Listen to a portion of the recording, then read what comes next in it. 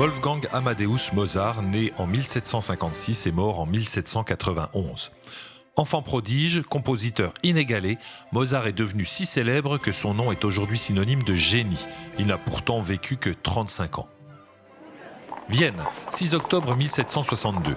Une diligence se présente aux portes de la ville. À son bord, la famille Mozart est au complet. Tandis que leurs parents somnolent, Wolfgang, 6 ans, et sa sœur Nannerl, 11 ans, admirent la ville qui s'offre à leurs yeux. Un douanier arrête la voiture. « Que transportez-vous » Des instruments. Répond joyeusement Wolfgang. Nous allons donner des concerts. Le garçonnet sort un petit violon de son étui. Vous voulez que je vous joue un morceau? Le douanier accepte. Wolfgang lui joue un menuet. L'homme est sous le charme, il en oublie de contrôler les bagages.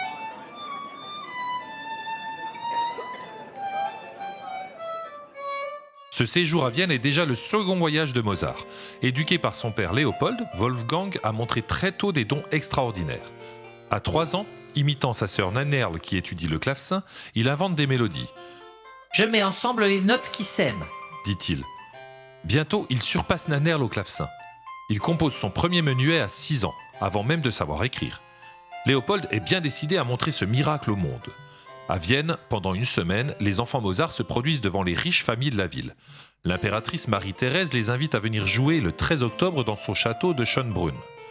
Coiffé d'une perruque poudrée, une épée miniature au côté, Mozart n'est pas impressionné. Lorsqu'il voit la souveraine, il saute sur ses genoux et la couvre de baisers. À son tour, l'impératrice est conquise. Il faut dire que Mozart est stupéfiant. On peut lui demander de jouer n'importe quoi, il s'exécute, même si l'on recouvre le clavier d'un drap.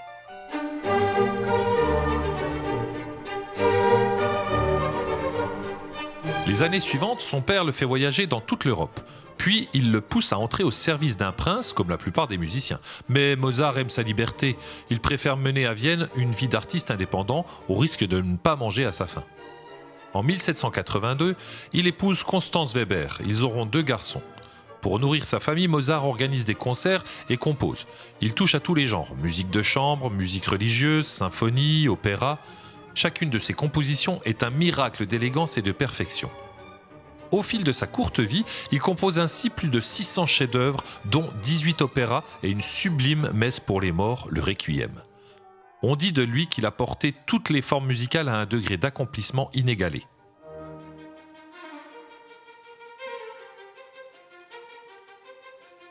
« 30 septembre 1791. La première représentation de la flûte enchantée s'achève dans un petit théâtre des faubourgs de Vienne. Mozart dirige l'orchestre, il est anxieux.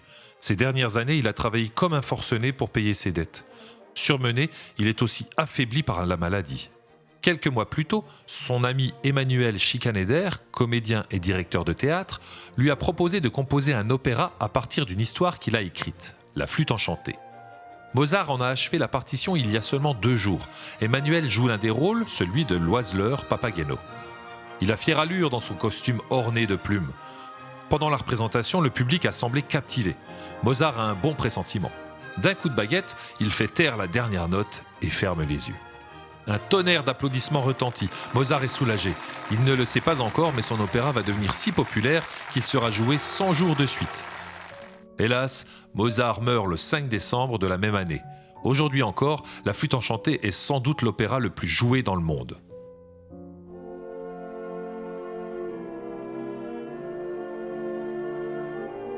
La flûte enchantée, c'est une sorte de conte.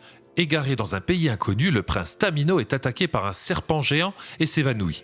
À son réveil, la reine de la nuit le charge d'une mission, libérer sa fille Pamina qui a été enlevée par son ennemi Zarastro. Le prince se met en route, suivi par l'oiseleur Papageno. Chacun d'eux a reçu un objet magique, une flûte pour Tamino et un carillon pour Papageno. Parvenu au palais de Zarastro, Tamino s'éprend de Pamina et Papageno rencontre Papagena. Mais Zarastro sépare les amoureux. Ils devront triompher de diverses épreuves avant d'être réunis.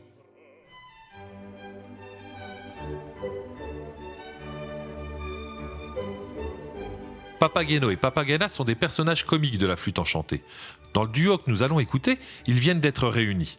Ils s'avouent leurs sentiments et rêvent du jour où ils auront des enfants, pleins de petits Papageno et de petites Papagena. Écoute comme ils dialoguent, chantant d'abord à tour de rôle puis à l'unisson. Ce duo contient toute la légèreté dont Mozart est capable, mais aussi son talent pour dire l'amour et la joie.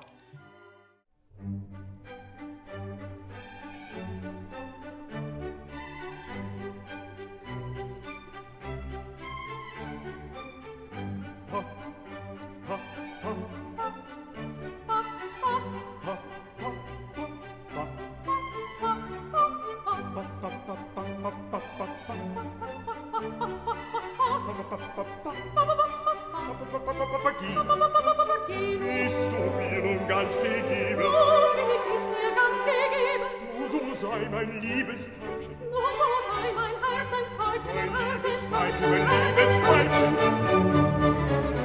Welche Freude wird das sein, Welche Freude wird das sein, wenn die Götter uns bedenken, wenn die Götter uns bedenken, unsere liebe Kinder schenken, unsere liebe Kinder schenken, so liebe kleine Kinderlein, Kinderlein, Kinderlein, Kinderlein, so liebe kleine Kinderlein, so liebe kleine Kinderlein.